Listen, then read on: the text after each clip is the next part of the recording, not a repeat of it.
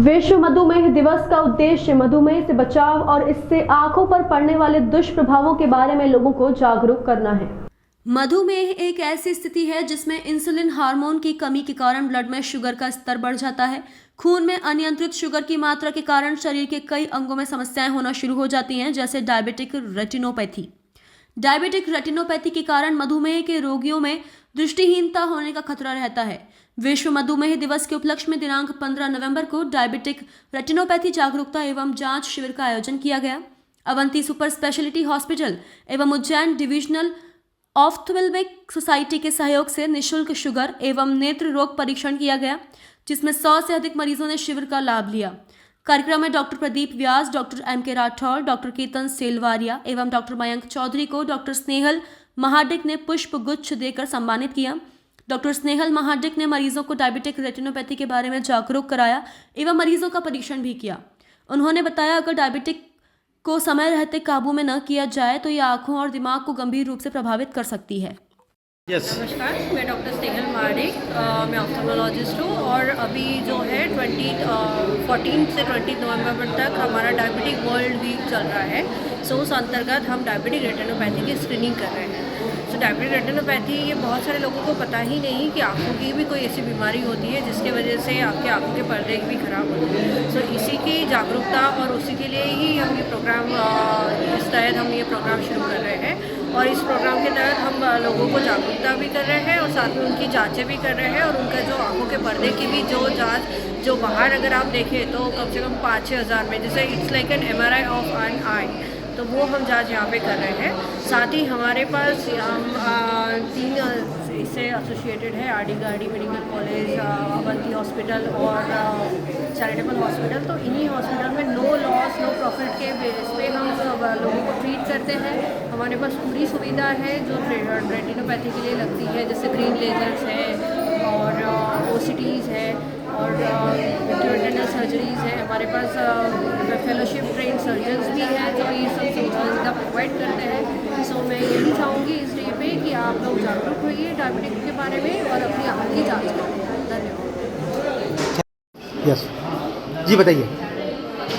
मधुमेह दिवस के दिन हम आज डायबिटिक रेटिनोपैथी की जांच कर रहे हैं। डायबिटिक रेटिनोपैथी से मतलब है कि डायबिटीज़ के कारण आँख का जो पर्दा होता है रेटिना, उस पर दुष्प्रभाव की जांच होगी। डायबिटीज़ में लगभग 12.5% से लेके तो 37% डायबिटिक लोगों की रेटिना क्षतिग्रस्त हो जाती है और इनमें भी 4% लोग ऐसे हैं जिनमें ब्लाइंडनेस होने का खतरा बढ़ जाता है।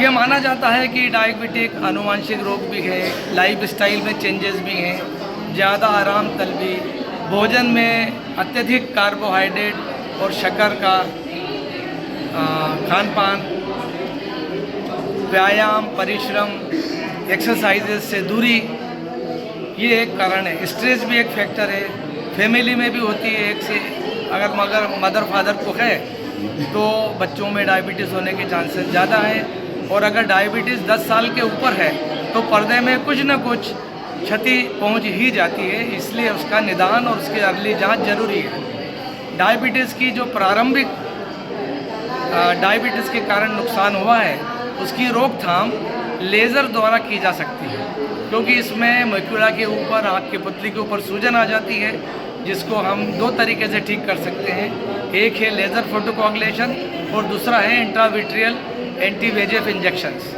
एंटी-VEGF इंजेक्शंस ज़रा महंगे हैं, इसलिए आरंभिक अवस्था में रेटिनोपैथी का इलाज लेज़र द्वारा किया जाता है।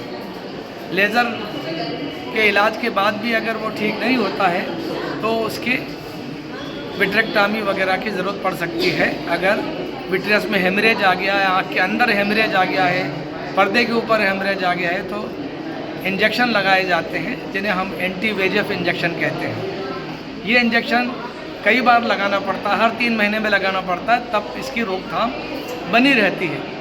अगर इंजेक्शन नहीं लगवाते हैं तो डायबिटिक रेटिनोपैथी फिर से बढ़ सकती है, इसलिए समय समय पर जांच जरूरी है। आज हम इस डायबिटीज़ दिन पर इसीलिए उपस्थित हुए हैं कि जिन लोगों को डायबिटीज़ है और ख़ास तौर पर जिनकी डायबिटीज़ 7 साल से ज़्यादा से है, और काबू में है या नहीं है, दोनों स्थितियों में रेटिना की जांच करना जरूरी है। खान पान में नियंत्रण,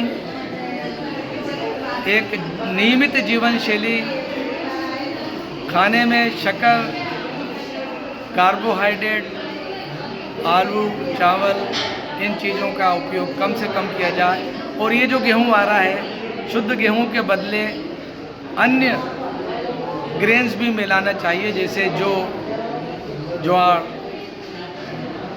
चना, बाजरा, ये मिला के मल्टीग्रेन आटे का उपयोग करना चाहिए। क्योंकि अभी स्टडी में ये मालूम पड़ा है कि जो पुराना गेहूं था, हमारा मालवी गेहूं उस ज़माने में होता था, उसका ग्लाइसीमिक इंडेक्स आज के जो नए गेहूं आ गए हाइब्रिड, उनमें ज़्यादा ग्लाइसीमिक इंडेक्स है। तो इसलिए मल्टीग्रेन भोजन में उपयोग जरूरी है। क्या नाम लेते हैं सर आप पूरा? Doctor M.K. Rathore, RD Gardi medical college. मधुमेह दिवस है तो किस तरह की लोगों को अवेयरनेस करना चाहिए क्या? डायबिटीज़ आजकल बहुत ही कॉमन हो गया है और डायबिटिक पेशेंट अपने ब्लड शुगर लेवल के लिए पूरा मॉनिटर करते हैं, लेकिन डायबिटीज़ का असर अपने आँखों के पर्दे में जो कि रेटिना होता है उसके बारे में उनको बहुत ज़्यादा जानकारी नहीं होती।